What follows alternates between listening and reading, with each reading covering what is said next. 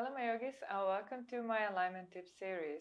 Today we're going to do bridge and full wheel pose. So we'll just point out a few very common misalignments and how to actually overcome them, and just to bring your attention on them, because especially if you're not practicing in front of the mirror or if you're not taking pictures of yourself, you are just simply not aware of that, and so I just want to point it out. So we'll start lying at our back for a bridge pose.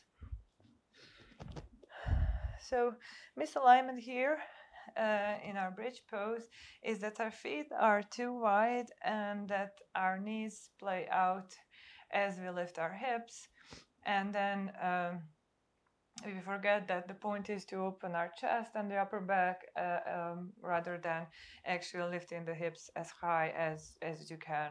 So we'll just work through that. So our feet are in line with our hips here, and then we start pressing our palms down and our feet down, and then we are lifting our hips high, not too high, just like your body has one line from your shoulders to your knees, and from there we're going to curl our shoulders in to open our chest. So you want to open this area here. You want to point your chest towards the back of the room. And to get there, so we're rolling our shoulders in, interlacing fingers, pressing into our forearms. So here is the point where our knees usually tend to splay out. So just be mindful of them and just try to line them with your hips. You can also, if you have block, you can squeeze the block between your thighs, and then you're moving your knees also in this direction, the same as your chest, and that way you will bring more openness in your chest rather than actually just lifting your hips up high and arching your lower back, which is not good. So to come out of this slowly, releasing your interlace of the fingers, lifting your heels high, and then slowly rolling your back down and your hips down to the ground. We'll do this one more time, and then we'll move to our full wheel pose. So first our feet alignment, and then pressing our feet and our hands into the ground, rolling your shoulders under, and then pressing into your forearms and your feet, moving your knees towards your head and opening your chest. Here you want to kind of connect your shoulder blades, like you're squeezing something between them, like a ball, to open your chest. And slowly rolling down, lifting your heels and resting your hips down. So we're going to move straight up to our wheel pose. So when it comes to wheel pose, our legs are doing the same thing as they're doing in our bridge pose.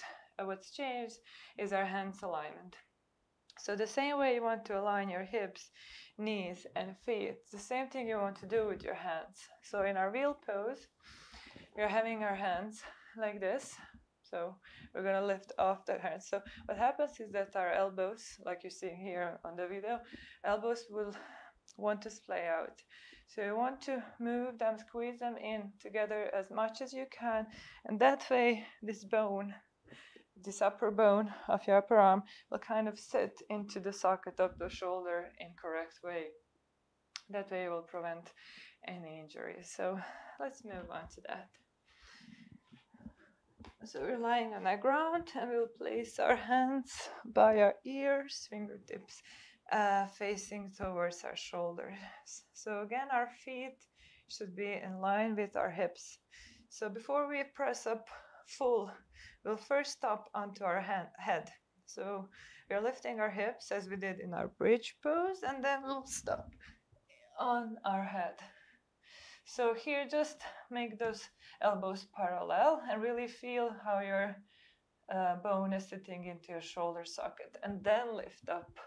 Now when you're up, be aware of your knees and your feet, and then move your chest forward to the back of the room.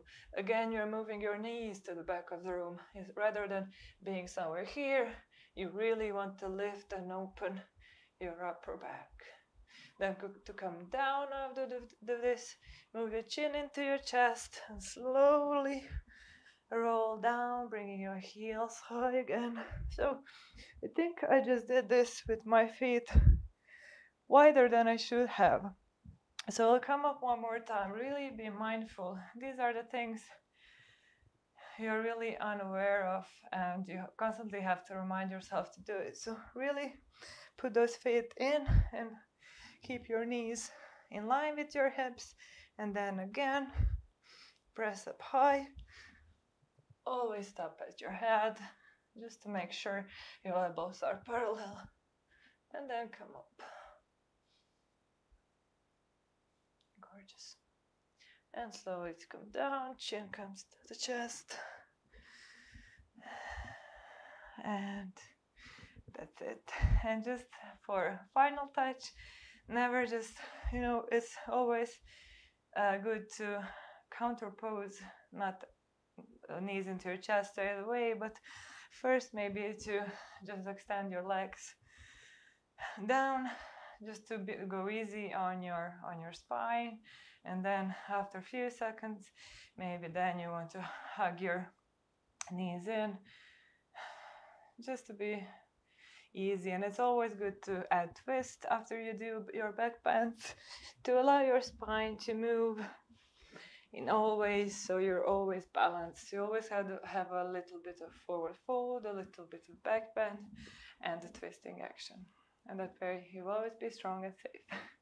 I hope this will help you in your yoga journey, and I hope I'll see you again. From my heart to yours, my yogis. Namaste.